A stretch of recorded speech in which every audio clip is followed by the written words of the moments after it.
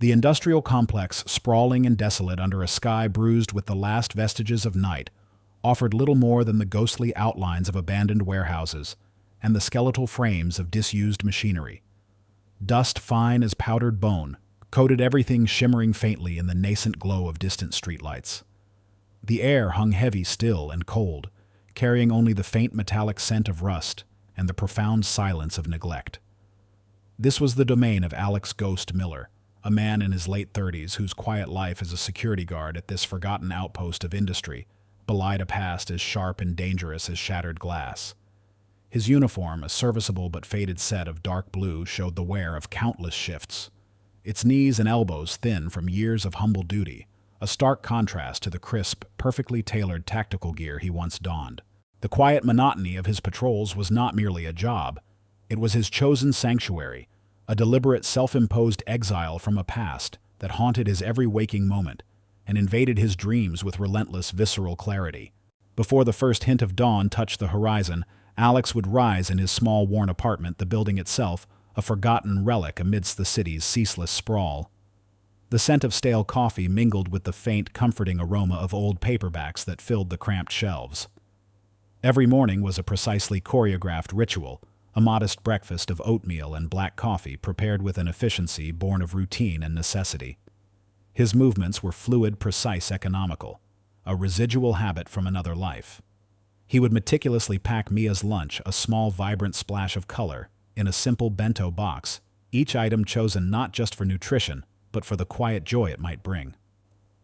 Mia, his 10-year-old daughter, was the sun around which his carefully constructed world revolved. Her bright, inquisitive eyes and boundless energy were the only true light in his often shadowed existence. He lived for her, budgeted for her, breathed for her. The constant hum of financial worry was a low, persistent thrum beneath the surface, a counterpoint to the profound peace he found in her presence. He knew the precise cost of every item on the grocery list, every gallon of gas for his sputtering old sedan, every school supply. It was a life of quiet sacrifice, carefully measured and meticulously maintained. Out on patrol, Alex moved through the industrial complex, a lone figure amidst the skeletal remains of forgotten ambition. He wasn't alert in the conventional sense. His movements were imbued with a deep-seated weariness, the fatigue of a soul perpetually on watch, even when the immediate threat was non-existent. He checked locks with a practiced hand, signed logbooks with a neat, unhurried script. Yet beneath the veneer of monotony, his senses were perpetually alive, honed by years in environments where a fraction of a second could mean the difference between life and death. While patrolling an empty, echoing warehouse, a faint, almost imperceptible metallic screech from hundreds of yards away would register in his mind, instantly identified as the sound of an old service truck's worn brakes, its make and model flashing through his internal database. A discarded candy wrapper snagged on a rusty fence wouldn't just be trash. It would be a potential indicator of unauthorized entry, its brand, its condition, its precise location, all feeding into a silent internal threat assessment. This unnerving precision, this constant, almost obsessive attention to detail, was a residual spark of the extraordinary operative he once was. Hidden beneath the sleeve of his uniform on his inner forearm was a faded, intricate tattoo. A stylized compass rose, its cardinal points interwoven with the delicate crosshairs of a sniper's scope. It was a silent, almost forgotten emblem of his former life, a stark reminder of the elite military unit he had once commanded, a past he had deliberately abandoned after a traumatic incident that still ripped through his dreams. He would sometimes absently trace the lines of the tattoo, especially when watching Mia play in the small sunlit patch of their apartment, a flicker of haunted memory in his eyes, juxtaposed with the profound protective love for his daughter. In the quiet solitude of his apartment, long after Mia was asleep, he would occasionally pull out old dog-eared tactical manuals, their pages brittle with age. His mind, still sharp as a razor's edge, would devour the complex formations, the intricate escape routes, the strategies of evasion and engagement. It wasn't for practical application anymore, merely an exercise, a way to keep the engine of his mind from seizing up. He kept it all hidden, carefully compartmentalized, a ghost of a man, living a life designed to be utterly unremarkable. One particularly cold, biting night shift, a relentless wind howling through the skeletal structures of the complex, Alex was doing his rounds near the desolate perimeter fence. His breath plumed in the frigid air. He heard a faint, distressed whimper almost lost to the wind. Following the sound, he found a stray injured dog shivering uncontrollably, its fur matted with mud and snow, a clear limp in its foreleg. It was small, no more than a pup, its eyes wide and fearful. Most would have ignored it, chalking it up to another casualty of the harsh urban environment, or at best called animal control, leaving the problem to someone else. But Alex, despite his meager resources and exhausted state, felt an immediate visceral pull. He knelt slowly, gently, his large hands moving with infinite care so as not to startle the frightened animal. He carefully assessed its injury, his fingers surprisingly gentle, and then, without hesitation, used rudimentary first aid supplies from the small, meticulously organized emergency kit he always carried. He carefully wrapped the injured leg, then shedding his own worn but warm security jacket, he gently wrapped the shivering pup in the fabric, tucking it close to his chest for warmth. He brought it into the small, cold guard shack, its space barely large enough for his desk and a single chair. He shared his meager packed lunch, a few slices of turkey, and a piece of bread, laying it out for the grateful animal. He spent the rest of his long, lonely shift quietly caring for it, periodically checking its temperature, murmuring soft, comforting words. As the first light of dawn broke, he used his precious limited funds to call a local no-kill shelter, arranging for the pup's safe transport and ensuring it would receive the proper medical care. This small, selfless act of profound compassion, of extending care to the most vulnerable despite his own struggles, immediately established his inherent goodness and his deep-seated protective instinct. It was a clear, unambiguous, save the cat moment, making him instantly likable and ensuring that any reader would wholeheartedly root for his well-being. He was a hero in the quietest, most human sense, utterly unaware that the extraordinary skills he so desperately tried to suppress were about to be called upon once more, dragging him back into the very world he had tried to leave behind. Miles away from the desolate, dust-choked industrial complex and the quiet, meticulously managed life of Alex Miller, the polished, unforgiving world of corporate innovation and high-stakes technology throbbed with a different kind of tension. In the glittering towers of New York City, a global titan was poised for its next audacious leap. Evelyn Reed, the brilliant, charismatic, and fiercely independent CEO of Ethel Inc., commanded this realm. In her late 30s, she was a self-made woman whose relentless drive, sharp intellect, and unwavering vision had propelled her to the absolute pinnacle of the tech industry. Ethel Inc. was not merely a company, it was a behemoth specializing in secure AI and cutting-edge data encryption, its products woven into the very fabric of global commerce and national security. Evelyn was currently on a high-stakes, highly publicized business trip, a meticulously choreographed global tour designed to culminate in the finalization of a multi-billion-dollar deal. This monumental agreement would not only solidify Ethel Inc.'s dominance in the rapidly evolving tech landscape, but would also, she believed, fundamentally transform global data security as the world knew it. Every detail of the trip had been meticulously planned. Every press conference timed, every negotiation point honed to a razor's edge.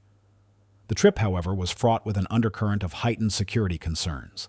The immense value of the deal, coupled with persistent whispers of corporate espionage and shadowy rivalries, cast a long, ominous shadow over the glittering facade of success. She was constantly surrounded by a professional, ostensibly impenetrable security detail provided by her company, a team of highly trained, if somewhat complacent, ex-law enforcement personnel and corporate guards, whose primary experience lay in protecting boardrooms, not battling hardened mercenaries. The day of the ambush dawned deceptively clear. Evelyn's motorcade, a sleek procession of armored vehicles, was making its way through a remote, largely forgotten industrial district on the city's outskirts. This area ironically housed one of Ethel Inc.'s oldest, most disused data centers, a relic from the company's nascent days, a subtle and almost cruel twist of fate that would unknowingly connect her fate to Alex Miller's current quiet vigil.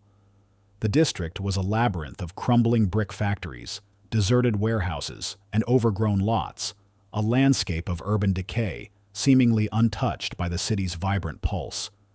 It was precisely this desolate, unassuming nature that made it the perfect stage for a meticulously planned abduction. Suddenly, without warning, chaos erupted.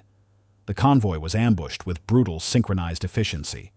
It wasn't a random act of street violence. It was a meticulously planned, ruthlessly executed operation, by a highly organized professional mercenary group.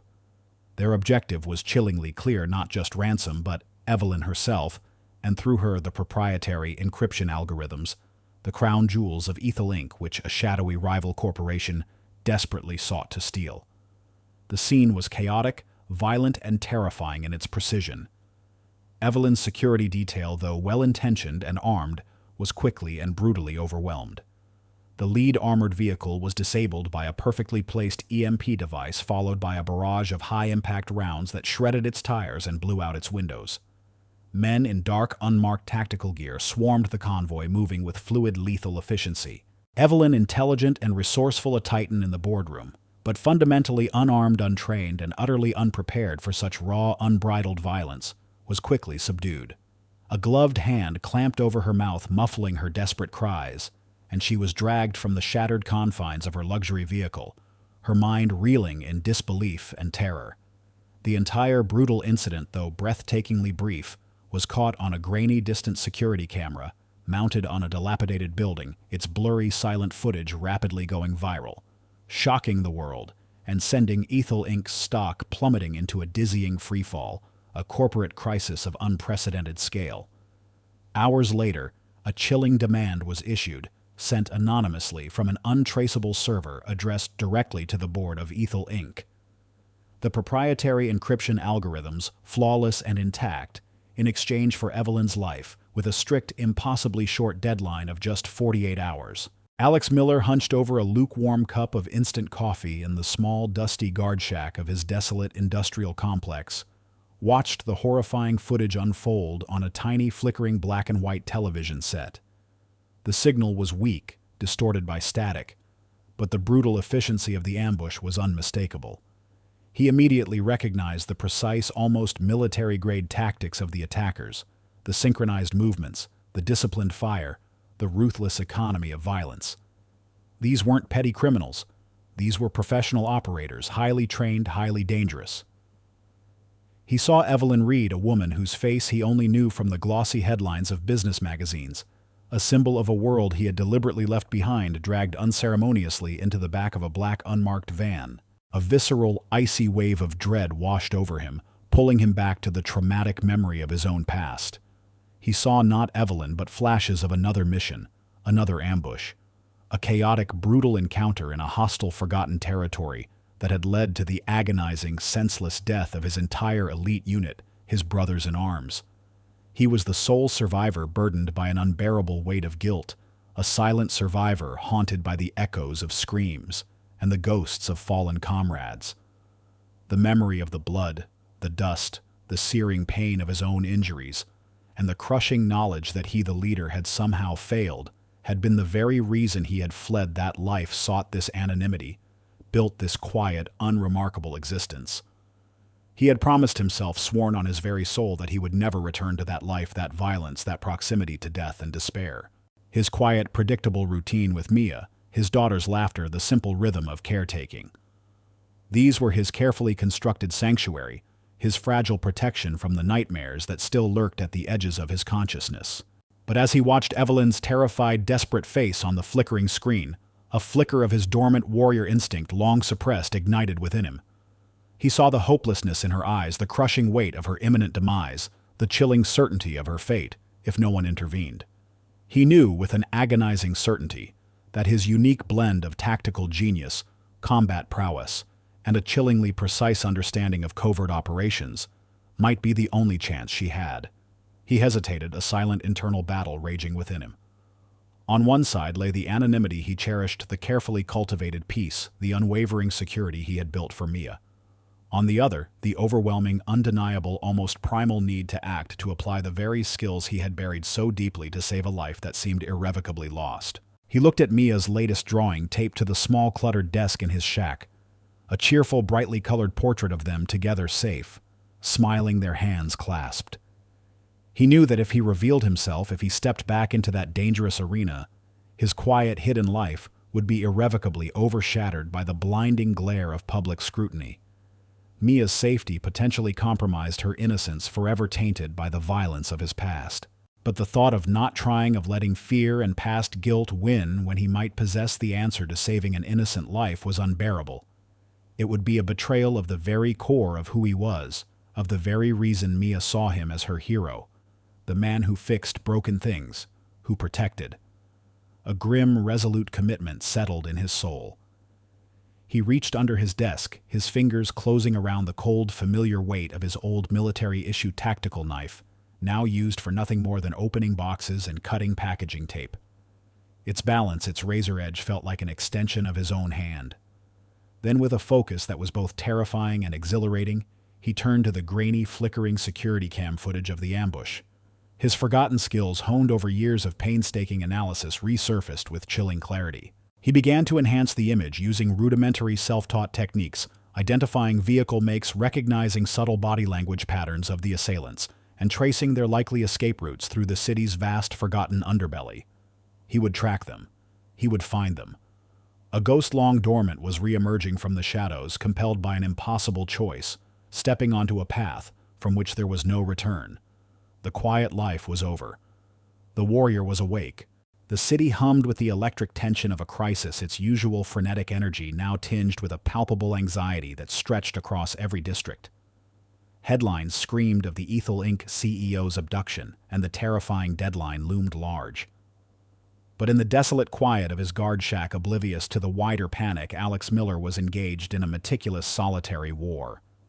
The grainy, flickering footage of Evelyn Reed's ambush played on a loop on his small monitor, its blurred pixels revealing a chillingly precise narrative only he could fully decode. His eyes, once dulled by the monotony of his chosen anonymity, now blazed with a fierce, almost predatory focus, scanning every frame, every shadow, every subtle movement. His hands, broad and scarred, moved with an almost surgical precision across his ancient laptop. This was not the sleek, powerful hardware of Ethel Inc. This was a battered, decades-old machine cobbled together from discarded parts and running custom-built rudimentary software that only Alex could understand. Yet under his touch, it became a powerful instrument. He meticulously analyzed the footage, cross-referencing it with obscure satellite maps he'd secretly downloaded, urban planning schematics he'd unearthed from dusty municipal archives, and his own encyclopedic knowledge of the city's forgotten arteries. Its hidden service roads, disused railway lines, and abandoned industrial zones. He identified the subtle lean of a mercenary's stance, the precise arc of a thrown flashbang, the almost imperceptible glint of a specific weapon's barrel. These weren't random thugs. These were professionals, military-grade operatives. He felt a chilling sense of recognition, a primal understanding of their training, their tactics, their brutal efficiency. He knew their playbook because it had once been his own. His mind a maelstrom of furious calculation, processed probabilities, plotted vectors, and eliminated impossibilities with astonishing speed. The ambush location, the direction of travel, the subtle signs of practiced evasion, all pointed to a highly specific type of hideout. Not a grand, obvious fortress, but a forgotten, unassuming void, a place designed to be overlooked. He pinpointed a likely location, an old, disused warehouse complex on the city's extreme outskirts, known only to urban explorers, and coincidentally to military units that occasionally use such derelict spaces for training exercises. It was a place only someone with his specific training and his intimate, almost visceral knowledge of urban decay and covert operations would identify as a plausible covert location. He didn't contact the police directly. He knew their conventional methods, bound by protocol and bureaucracy, would be too slow, too public, and likely put Evelyn at an even greater risk. A full-scale direct assault on a professional mercenary cell would undoubtedly result in a dead hostage. Instead, he made a single anonymous, highly encrypted call from a burner phone to a low-level sympathetic contact within city emergency services. A former medic he'd occasionally bumped into during his past life, a man who owed Alex a minor unspoken favor. His voice, modulated and disguised, was a low, urgent murmur as he rattled off a chillingly precise list of details: the kidnappers' estimated numbers, their likely weaponry based on the muzzle flashes and recoil on the video, the exact ambush location, and the precise grid-referenced coordinates of the likely hideout. He stressed the paramount importance of discretion, insisting they send only a small, discreet observation unit, stressing that a direct assault would be catastrophic. "They'll kill her," he stated flatly, his voice devoid of emotion. if you go in hot. The police dispatcher, initially skeptical, was stunned by the accuracy of the anonymous intelligence. Every detail from the number of assailants to the type of explosives used matched the preliminary unreleased incident reports. They sent a small, cautious recon team led by Detective Harding, a veteran of the force, grizzled and cynical, but with an open mind honed by years of seeing the impossible. Harding, clutching the cryptic coordinates, ordered his team to approach with extreme caution. This single, precise anonymous tip immediately put Alex on their radar, transforming him from an unknown security guard into a silent, powerful shadow, a ghost in the machine of the city's vast, sprawling network. Meanwhile, inside the desolate, echoing cavern of the chosen warehouse, a sprawling, decrepit structure with a crumbling facade and boarded-up windows, a different kind of power played out. The air was cold, damp, and smelled of rust and stale concrete, a stark contrast to the luxurious boardrooms Evelyn Reed was accustomed to. She was bound tightly to a sturdy metal chair, gagged, her limbs aching from the brutal efficiency of her captors. Her mind, however, remained fiercely defiant, even as despair gnawed at the edges of her resolve. From a raised makeshift platform overlooking the main floor, Marcus Thorne, the ruthless CEO of Cybernexus, Ethel Inc.'s primary rival, watched Evelyn with a chilling, predatory satisfaction. He was a man whose ambition knew no bounds, whose moral compass had long since shattered under the weight of avarice and unchecked power. He was the true mastermind behind this meticulously planned abduction, his face, usually a mask of corporate geniality, now twisted into a sneer of triumph. Such a pity, Evelyn. He purred, his voice echoing in the vast space. That your genius had to come to this. A true tragedy for the market. But a boon for Cybernexus, wouldn't you agree? His motive was laid bare, not just the proprietary algorithms, but the complete, utter destruction of Ethel Inc. and Evelyn's formidable reputation. He gloated about his mercenaries, a private army of hardened ex-military operators, led by a particularly brutal enforcer, known only as the Viper. The Viper was a man whose face was a roadmap of old scars, his eyes cold and devoid of empathy, a living weapon of pure, unadulterated violence. He moved with a chilling, fluid grace, a silent harbinger of pain. Marcus Thorne, ever the manipulator, then revealed his insidious strategy for controlling the public narrative. He boasted of his subtle manipulation of the media, subtly leaking misinformation to paint Evelyn as incompetent, even reckless, hinting at financial improprieties, and suggesting that her disappearance was perhaps a desperate, self-orchestrated attempt to escape accountability. He was carefully crafting a narrative that would favor his company, undermine Ethel Inc.'s public image, and ensure that when Evelyn was found, her credibility would be irrevocably shattered. He had no intention of letting her live once he had what he wanted. A dead CEO was a clean narrative, a neatly tied-up loose end. Detective Harding's recon team, having finally arrived at the specified coordinates, observed the warehouse from a discreet distance. They saw the highly fortified perimeter, the professional sentries patrolling with military precision, the complex array of hidden cameras and laser grids. Their initial disbelief regarding the anonymous tipster turned to a chilling, undeniable realization: this wasn't amateur hour. These were highly trained, exceptionally dangerous operators, and their anonymous informant knew far too much, operating on a level entirely beyond their standard intelligence. The thought that anyone possessed such precise insider knowledge sent a shiver down Harding's spine. He immediately recognized the need for caution, for a more specialized approach, realizing that a direct conventional police assault would be nothing short of a suicide mission. Inside, Marcus Thorne, growing impatient with Evelyn's stoic defiance, she met his taunts with a silent, burning gaze, refusing to give him the satisfaction of a reaction, ordered the Viper to increase the pressure. She's proving resilient. He snarled, a flicker of genuine irritation crossing his features. Move her to the extraction room. Begin preparations. We have a deadline to meet. The Viper nodded, his expression chillingly blank, and dragged Evelyn, chair and all, to a more secluded, soundproofed holding cell. Deep within the labyrinthine complex, a place designed for psychological torture as much as physical restraint. Simultaneously, Marcus instructed his tech team, hovering over a makeshift server setup, to prepare to forcibly extract the proprietary algorithms from Evelyn's encrypted devices.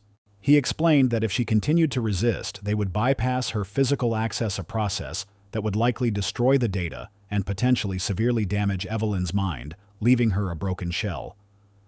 He also put his public relations team on standby, ready to issue a pre-written press release blaming Ethel Inc. for mismanagement of sensitive data and announcing the tragic, unforeseen demise of its CEO, all designed to shift blame, capitalize on the crisis, and cement Cybernexus's dominance. He saw Alex's anonymous tip as a minor annoyance, a desperate, futile attempt by some unknown individual to play hero, utterly convinced that this ghost posed no genuine threat to his meticulously laid plans. He underestimated the ghost. He underestimated the man who was already slipping through the city's underbelly, a silent, implacable force of vengeance about to unleash his long-buried fury. The desolate, abandoned warehouse complex, a sprawling monument to urban decay and forgotten industry, transformed under the encroaching shadow of the looming deadline into the ultimate arena for Alex Miller's ultimate test.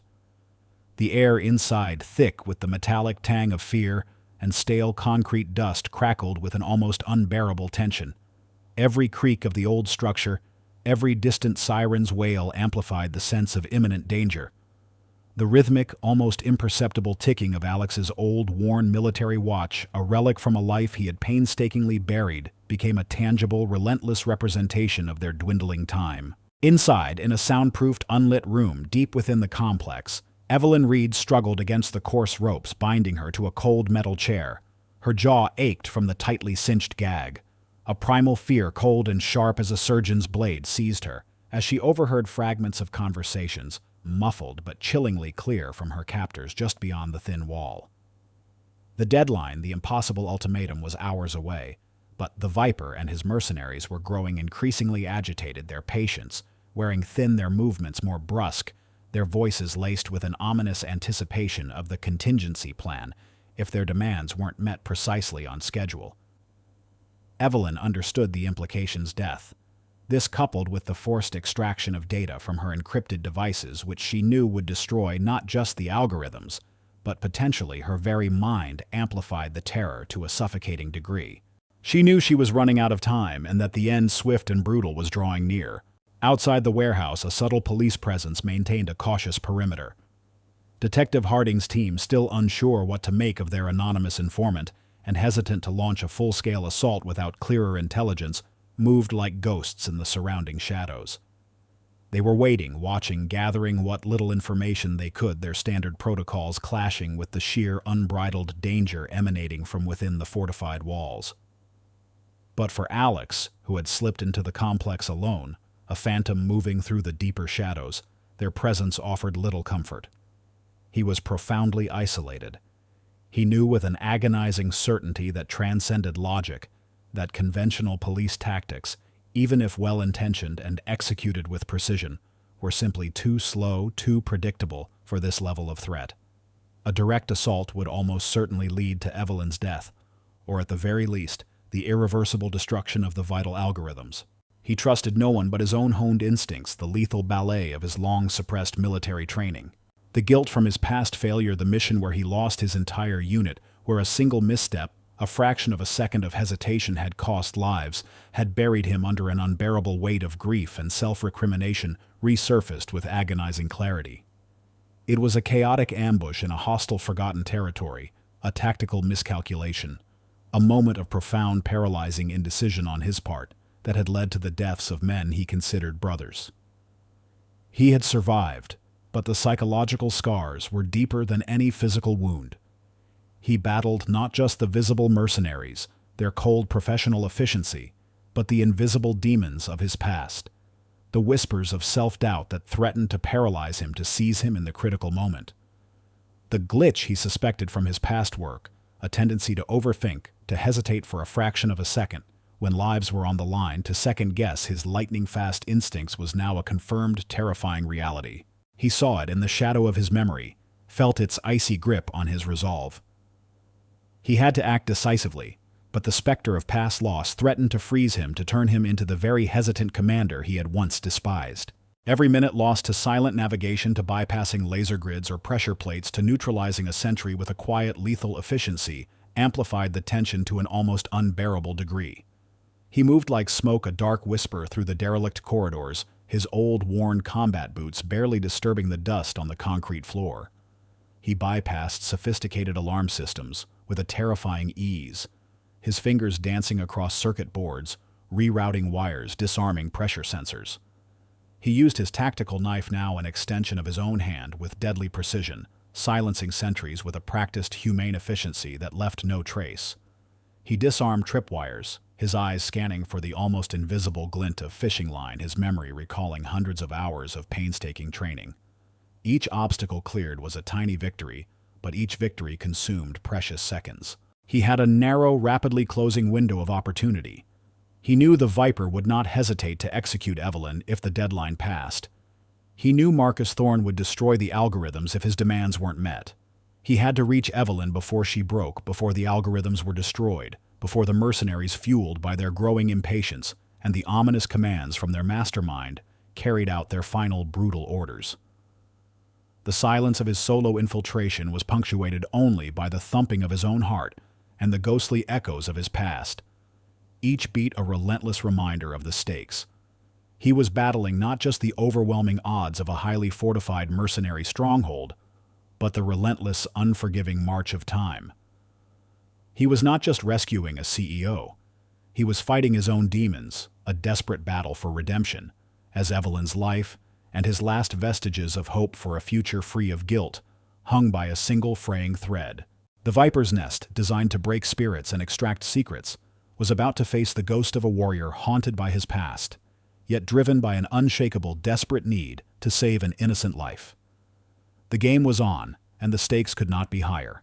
Alex found himself navigating a labyrinth of narrow, dimly lit service tunnels beneath the main warehouse floor, his path illuminated only by the faint glow of his headlamp, its beam cutting through the oppressive darkness. The air down here was thick with the scent of stagnant water and decaying concrete, the silence broken only by the drip, drip, drip of condensation from overhead pipes. He moved with a preternatural awareness, his senses hyper-alert, every shadow a potential threat, every distant murmur a possible sign of danger. He could hear the faint, muffled voices of the mercenaries above him, their conversations indistinguishable, but their tone agitated, their impatience growing. He came across a series of pressure-sensitive floor panels designed to trigger an alarm if disturbed. Most would have been stumped or attempted to disarm them one by one, but Alex, remembering a forgotten, rarely used military technique from his ghost days, moved with a fluid grace that defied logic. He swung himself from overhead pipes, using his immense upper body strength and years of specialized training, gliding over the panels, his body moving horizontally through the confined space like a shadow never touching the floor. It was a testament to his unique physical prowess and the almost supernatural control he had over his body, honed by years of living on the edge of survival. Deeper into the tunnels, he encountered a particularly brutal obstacle, a series of tripwires almost invisible in the gloom connected to improvised explosive devices. These weren't factory-made bombs. They were crudely assembled but lethally effective, designed to maim and kill anyone who stumbled into them. The memory of similar traps encountered in desolate, war-torn landscapes flashed through his mind, bringing with it a wave of cold dread. He remembered the screams, the mangled bodies of his comrades. The glitch in his mind, the tendency to hesitate, to second-guess, threatened to seize him. His hands, usually so steady, trembled almost imperceptibly as he knelt, his eyes scanning for the minute glint of the wires. He forced the past away, pushing through the fear. He meticulously disarmed each device, his fingers moving with surgical precision, clipping wires, disengaging detonators, his breathing shallow and controlled. The weight of his past failures pressed down on him, whispering doubts, but the image of Mia's smiling face and Evelyn's terrified eyes pushed him forward. He had to succeed. There was no other option. Finally, he reached a reinforced steel door, the only entry point to the extraction room where Evelyn was being held. It was secured by a multi-layered electronic lock beyond conventional bypass. He knew the police, even if they stormed the main warehouse, would be delayed for precious minutes, perhaps even hours, trying to breach this inner sanctum. Time was running out. He pulled out a small, specialized toolkit from a hidden pocket in his uniform, a collection of lock-picking tools and electronic bypass devices he had kept hidden, meticulously maintained for years. His fingers calloused, but nimble danced across the tumbler, listening for the faint clicks, feeling for the subtle resistance.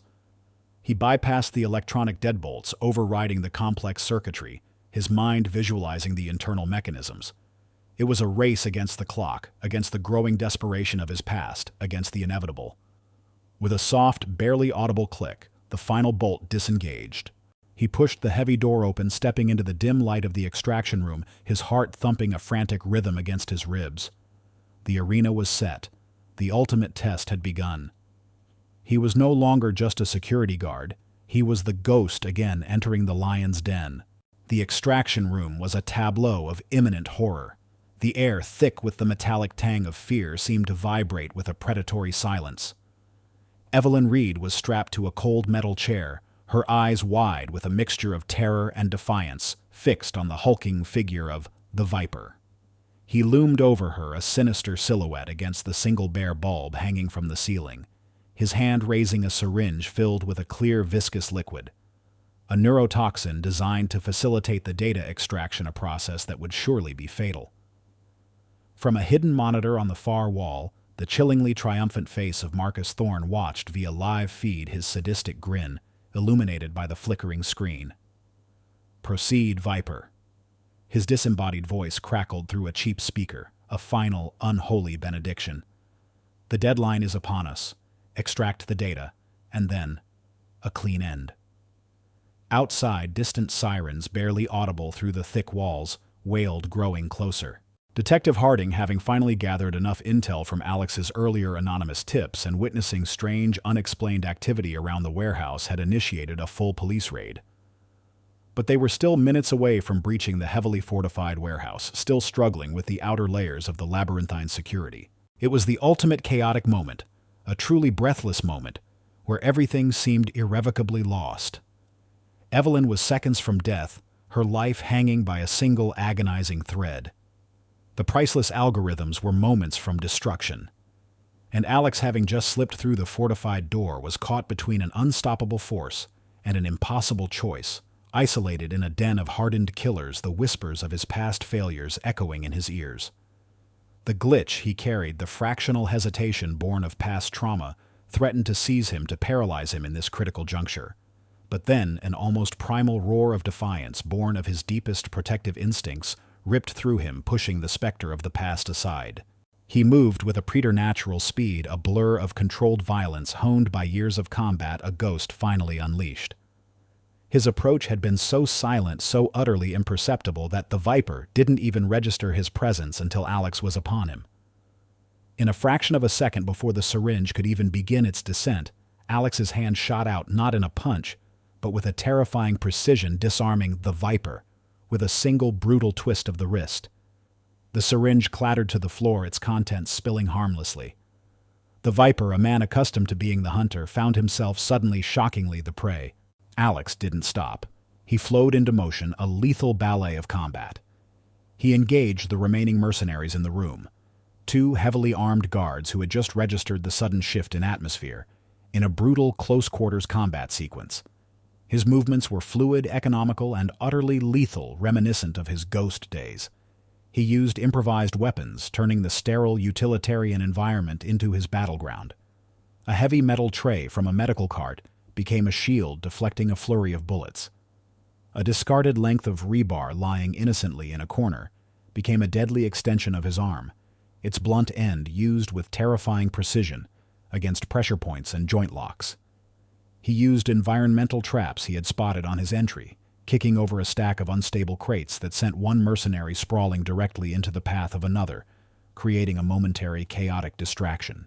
His superior tactical knowledge, honed by years of analyzing human movement and predicting enemy reactions, allowed him to anticipate every strike, every counter-move. He neutralized them one by one with disarms that broke bones and takedowns that silenced screams, his priority always Evelyn's safety. He shielded her with his own body, taking a glancing blow to his shoulder, but never faltering. He used his military training to make impossible shots with a mercenary's dropped pistol, ricocheting rounds off steel beams, to disable an overhead camera, and executing complex disarms that left his opponents disoriented and subdued. not dead a testament to his ingrained discipline against unnecessary force. Just as the last mercenary crumpled to the floor unconscious, the muffled sirens outside grew to a deafening crescendo, followed by the thunderous boom of an explosive breach. The police were storming the main warehouse. Alex didn't hesitate. He swiftly cut Evelyn free from her bonds, his tactical knife usually reserved for opening boxes now slicing through the thick ropes with effortless precision. "Can you walk?" he asked, his voice a low, gravelly whisper, his eyes scanning for further threats. Evelyn, dazed but alive, nodded, her eyes wide with a mixture of terror and a dawning, profound awe at the man who had appeared from nowhere to save her. "Good," Alex murmured. He snatched a small encrypted hard drive from a nearby console, the one containing the proprietary algorithms, ensuring it was secured and undamaged. "This is important," he said, handing it to Evelyn. "Keep it safe." Then, without another word, he led her to a small hidden service tunnel he had discovered earlier during his meticulous reconnaissance, a forgotten conduit to the city's underbelly, an escape route known only to himself. He pushed her ahead, guiding her through the darkness, disappearing into the shadows of the underground, as the main police force stormed the warehouse above, leaving the Viper and the remaining dazed mercenaries to be discovered and subdued by Detective Harding and his team. Detective Harding, a seasoned veteran whose cynicism had been hardened by years of navigating the city's grimy underbelly, stormed into the warehouse, his tactical vest heavy with equipment, his weapon raised. What he found defied all his expectations. The main floor was a scene of chaos, scattered weapons, overturned furniture, and several unconscious, highly trained mercenaries, their bodies strategically disarmed, their weapons meticulously secured. The Viper lay near a broken chair, groaning, his wrist twisted at an unnatural angle, clearly having just fought a losing battle against a superior opponent. It was clear that Evelyn Reed was gone, but so were her captors, or at least they were neutralized. Harding's eyes swept the room, taking in the impossible scene. This wasn't a police operation. This was the aftermath of a single-person assault executed with surgical precision, a level of skill that far surpassed any SWAT team. He found the secure data drives lying neatly on a table where the forced extraction was to take place. Beside them, almost an afterthought, was a small folded piece of paper. Harding picked it up, his brow furrowing. It was a single cryptic phrase written in precise block letters: "Mission accomplished, ghost out." A chilling realization dawned on him. His anonymous informant, the voice who had given him the precise coordinates and the chillingly accurate intel, was the true force who had neutralized the threat, saving the hostage before they could even breach the main area. The Ghost wasn't just a code name, it was a description. Richard Hayes, Ethel Inc.'s stoic, seemingly unshakable chairman, watched the live police feed from the company's opulent HQ. His face initially pale with terror as he saw the chaotic breach, then a mask of profound shock as the camera panned over the subdued mercenaries, slowly transformed. He saw the recovered data drives, then heard Detective Harding's bewildered, almost reverent voice confirm Evelyn's safe extraction. The unnamed hero who had contacted him earlier, the quiet security guard he had almost dismissed, was the very man who had delivered this impossible miracle, who had rescued his daughter and salvaged his empire. Richard's arrogant disdain, his corporate hauteur, melted away like ice in a forge, replaced by profound humility, unvarnished awe, and a dawning, overwhelming sense of gratitude. He, a man who prided himself on absolute control, on the infallibility of his technology and his security, had been utterly helpless. Alex, the man he had dismissed, had commanded the very essence of life and death, bending tactics to his will, resurrecting hope from despair. News of the miraculous rescue, initially shrouded in mystery, due to the police's limited understanding of how it had actually happened, broke globally. Cell phone videos, shaky and tear-filled, of the chaos at the warehouse, and the police presence flooded social media platforms.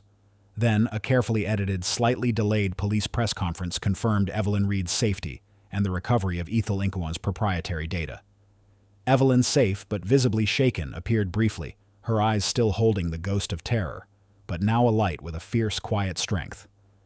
When asked about her rescuer, she simply stated, her voice trembling slightly, "He was a ghost.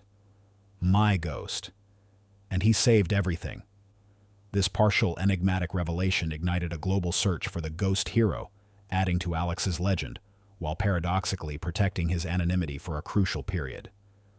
The world demanded to know who this mysterious savior was, his name now on everyone's lips. The quiet single dad who walked into the fray, once broken and invisible, had risen unexpectedly as the unforeseen architect of Evelyn's and indeed his own redemption. The thunderous applause of a world demanding to know its new hero would soon shatter the last vestiges of his self-imposed anonymity. The raw, almost deafening applause that had erupted in the Hayes Medical Center, fueled by collective relief and awe, echoed for days across every major news outlet, reverberating through the digital ether. Ethan Thorne, the unassuming night nurse, had become an overnight legend, his name synonymous with the impossible. But amidst the global clamor, a quiet reckoning was taking place behind the scenes, a meticulous unraveling of betrayal and a profound reevaluation of worth. Dr. Eleanor Vance, Ethan's estranged sister, witnessing her ultimate failure and the undeniable blinding triumph of her brother's genius, spiraled into a fit of impotent, seething rage. Her carefully constructed facade of professional composure shattered, revealing the bitter, twisted envy beneath. Her desperate final attempt to sabotage Ethan's intervention, the aborted lunge for the neurointerface's shut-off, her frantic whispers to undermine his focus, had been meticulously captured by the hospital's extensive surveillance system. More damningly, Richard Hayes' personal security team, under orders to monitor Ethan, had inadvertently recorded Eleanor's long-standing obstructive actions, the misplaced reports, the conflicting appointments, the subtle, insidious whispers of doubt to other staff. The evidence was irrefutable. Richard Hayes, now fully aware of Eleanor's treachery, his gratitude for Ethan's miracle eclipsing all other concerns, was utterly ruthless. The subtle biofeedback glitch that only Ethan could have fixed, and Eleanor's deliberate actions to prevent that fix, painted a damning picture of professional misconduct bordering on criminal negligence. Richard, though a man of immense wealth and power, rarely allowed personal feelings to cloud his business judgment. But this was different. This was his daughter Sophia, whose life had hung by a thread, deliberately endangered by a doctor consumed by petty jealousy. Eleanor was immediately publicly stripped of her prestigious head neurosurgeon position. Hayes Robotics, with Richard's direct instruction, issued a scathing internal report that swiftly leaked to the media outlining Eleanor's egregious conduct. She faced a formal inquiry by the medical board for professional misconduct, endangerment of a patient, and a host of ethical violations. Her professional reputation, painstakingly built over decades on rigid adherence to protocol and a carefully cultivated image of unassailable expertise, was utterly destroyed in a matter of days. She lost everything: her prestigious job at one of the world's leading medical institutions, her standing in the global medical community, her research grants her access to cutting-edge technology, and her last vestiges of pride. It was a just and comprehensive downfall, leaving her isolated, disgraced, and utterly powerless, her insidious envy finally costing her everything she had so desperately sought to maintain. Richard Hayes, using his vast influence, ensured she was blacklisted from any respectable medical institution, her betrayal unforgivable in his eyes. Her reign as a medical titan had ended, replaced by the ignominy of public and professional ruin. Richard Hayes, deeply humbled and profoundly impressed by Ethan's quiet genius and unwavering resolve, didn't just offer Ethan a reward. He offered him a partnership that would redefine his company and transform Ethan's life in ways he could never have imagined. Richard himself had undergone a profound metamorphosis. The crushing experience of Sophia's paralysis, the terrifying brush with losing her, and the humbling realization of his own powerlessness had stripped away his arrogance, revealing a more vulnerable, genuinely compassionate man beneath the hardened CEO facade. He saw in Ethan not just a brilliant mind, but a man of immense integrity and empathy, qualities he now valued above all others. He proposed a new cutting-edge division within Hayes Robotics dedicated entirely to neuroprosthetics, advanced rehabilitation, and personalized AI-driven medical solutions. This new venture, to be named Thorne Hayes Neuro Innovations, would be led by Ethan with complete autonomy and limitless resources. This wasn't just a job, it was a platform for Ethan's suppressed brilliance, a chance to fully explore his most ambitious ideas, to bring his revolutionary concepts to life without the financial constraints or bureaucratic red tape that had once stifled him. It came with state-of-the-art research and development facilities, a dedicated team, including some of Sophia's physical therapists, who had witnessed Ethan's miracle firsthand, along with brilliant young engineers eager to work under a true visionary and the complete authority to implement his revolutionary vision. This new role provided him with not just immense financial stability, but also profound intellectual fulfillment, a respected place in the world, and the unparalleled opportunity to truly impact millions of lives on a global scale. Richard Hayes, stripped of his former arrogance, revealed a more vulnerable, compassionate side, genuinely invested in Ethan's well-being and the future of his newfound family. A quiet, deep respect bordering on genuine friendship developed between the two men, forged in the crucible of shared danger and mutual admiration. Elias, seeing Ethan's quiet dedication and the profound impact of his work, also quietly offered to fully fund Lily's education from primary school through her advanced degrees, a gesture of profound gratitude that brought tears to Ethan's eyes. Weeks later, the frantic energy of the ICU had been replaced by the quiet, purposeful hum of the newly established R&D lab for Thorne Hayes Neuro Innovations. It was a bright, spacious facility, filled with gleaming prototypes, buzzing diagnostic equipment, and an array of sophisticated neural interfaces, custom-built to Ethan's precise specifications. In this new sanctuary of innovation, Ethan and Richard shared a quiet moment, a rare pause amidst the whirlwind of new beginnings. Sophia, undergoing daily physical therapy in an adjacent sun-drenched room, was making astonishing, almost miraculous progress, her movements becoming more fluid, more purposeful with each passing day. They reflected on the absurdity of their first meeting, the desperate plea, Richard's arrogant dismissal, Eleanor's venomous interference, and the quiet resilience that had carried Ethan through. Richard admitted his profound misjudgment, his blindness to true talent that existed outside his corporate hierarchy. "I thought I knew everything about innovation, about what medical breakthroughs looked like," he confessed, his voice tinged with a genuine humility that would have been unthinkable just weeks prior. "I thought money and conventional expertise were the only keys. But you showed me, Ethan, how little I truly understood about genuine ingenuity, about courage that doesn't need a medical degree or a fancy title to shine. You saw beyond the conventional, beyond the impossible." He gestured vaguely to the bustling lab. This is beyond anything my own teams could have conceived." Ethan in turn acknowledged how Richard's desperate public plea, coupled with Sophia's crushing despair, had inadvertently forced him to confront his own buried potential, pulling him out of his self-imposed exile. He shared fragments of his past, revealing the full, agonizing story of why he had retreated from the world of high-stakes neuroprosthetics. He spoke of the traumatic incident involving a complex design flaw in an earlier prototype neural implant, a subtle flaw he had engineered that, while not catastrophic, had led to unforeseen debilitating side effects for a patient. "I caused suffering, Richard," Ethan admitted quietly, his gaze distant. "Even though I was cleared of direct fault, the knowledge that my work, my ideas caused pain, it broke me. I lost faith in my ability to do good, to make a difference without causing harm."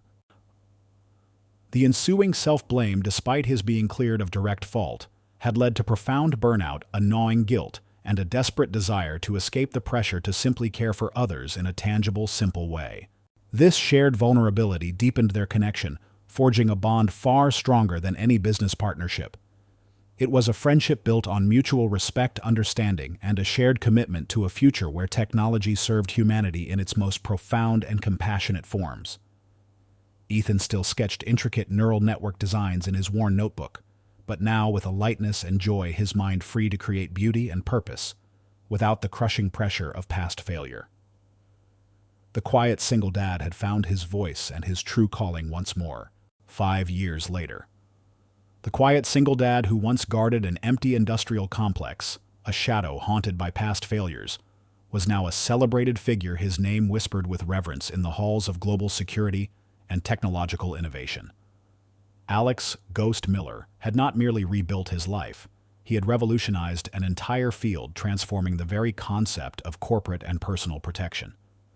He was now the world-renowned leader of Ethel Incan's elite Thorne Hayes Global Security Division, a formidable entity responsible for predicting and neutralizing threats on a scale previously unimaginable. His name was synonymous not just with tactical brilliance and unwavering protection, but with the quiet, profound integrity that had defined him even in his darkest hours. He and Richard Hayes were no longer just business partners. Their bond had deepened into a profound friendship forged in the crucible of shared danger, mutual admiration, and the miracle Alex had performed when all seemed lost. Alex's personal life had found a serene, beautiful rhythm, a sanctuary of peace and purpose. He now lived in a stunning, secure home nestled in a quiet green suburb meticulously designed by a specialized architect. It was a place of abundant natural light, open spaces, and quiet joy for him and Lily, a stark, comforting contrast to the cramped apartment and desolate industrial landscape that had once defined their existence. The house was not ostentatious, but it was a testament to the stability and comfort he had finally achieved, a true home built on unwavering foundations of love and resilience.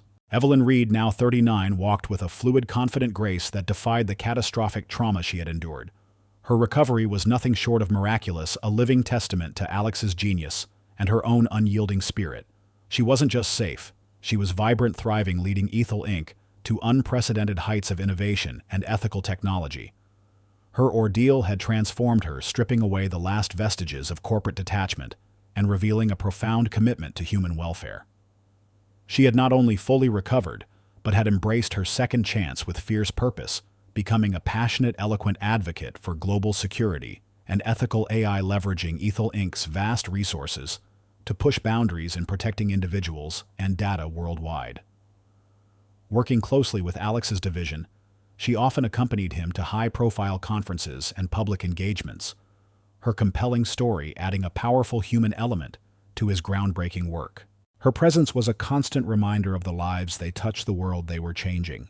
Lily, now 15, was a brilliant, empathetic young woman blossoming into her own unique potential. She excelled in her studies, particularly in cybersecurity and ethical hacking, mirroring her father's sharp, analytical mind, but with her own unique artistic flair and an innate curiosity that seemed to know no bounds.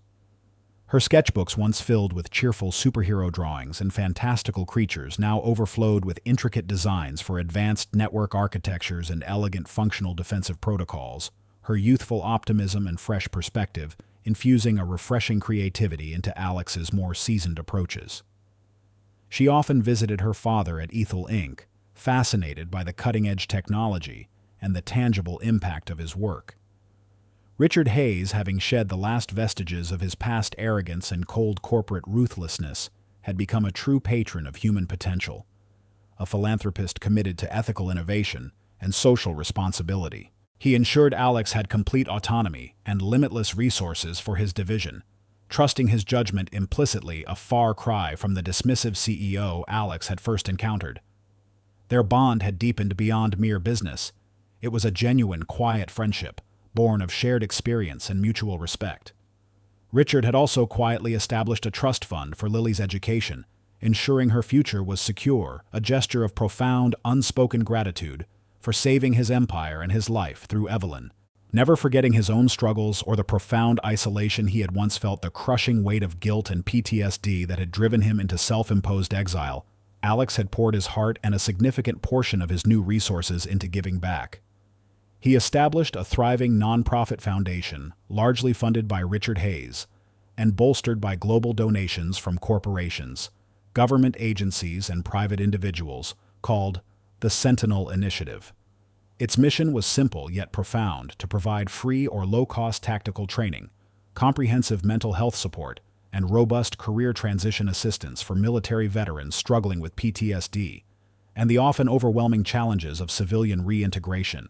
He personally oversaw the initiative's programs, mentoring young veterans, guiding them through their rehabilitation journeys, and sharing not just practical skills, but more importantly, imparting invaluable lessons in resilience, integrity, and the quiet, profound power of finding new purpose beyond the battlefield. He helped them translate their military skills into civilian applications, connecting them with jobs, providing therapy, and building a community of support.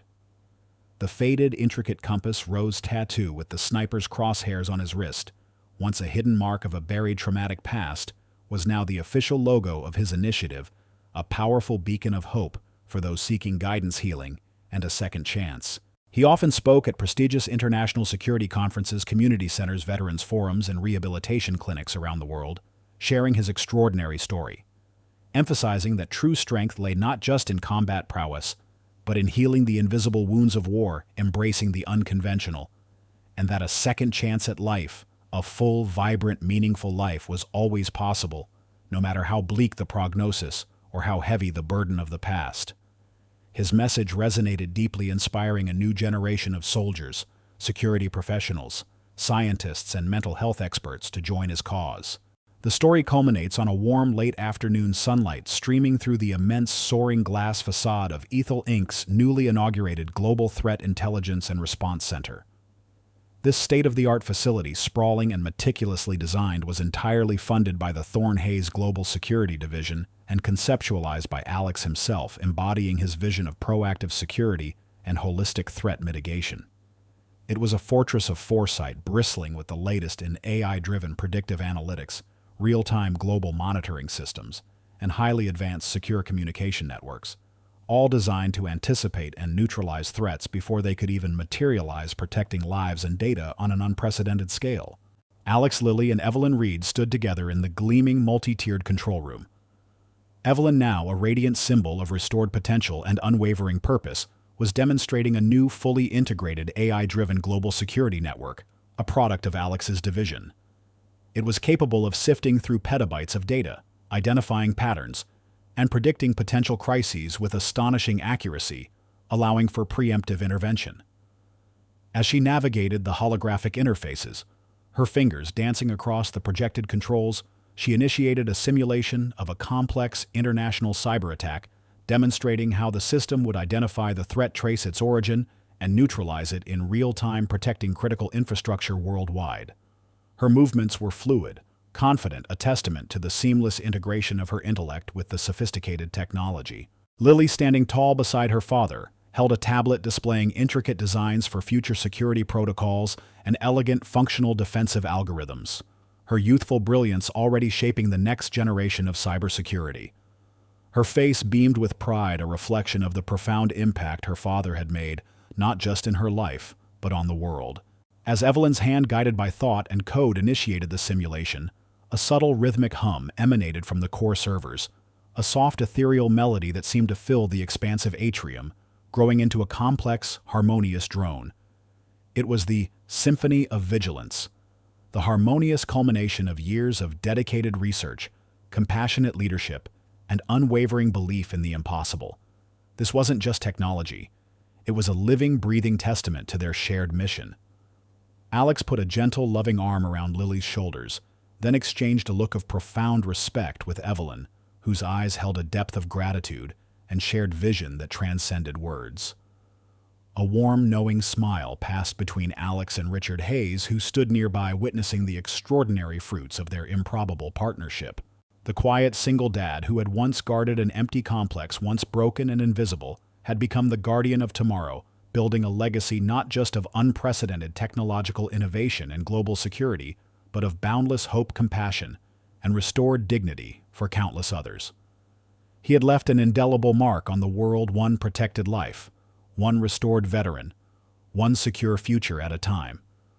The world was still full of challenges, full of suffering, but for Alex and his family, the family he chose, the family he built through courage and compassion, and the countless lives he touched, the future was an open horizon, full of infinite promise, built on unshakable foundations of resilience, integrity, and boundless transformative purpose. If this story stirred your heart, if it reminds you that courage can alter destinies and that light always finds a path even in the deepest darkness, please leave a comment. Share this story with those who need inspiration. Like, subscribe, and hit the bell to never miss our upcoming narratives that delve into the profound human spirit and the power of unseen heroes. Thank you for joining our journey.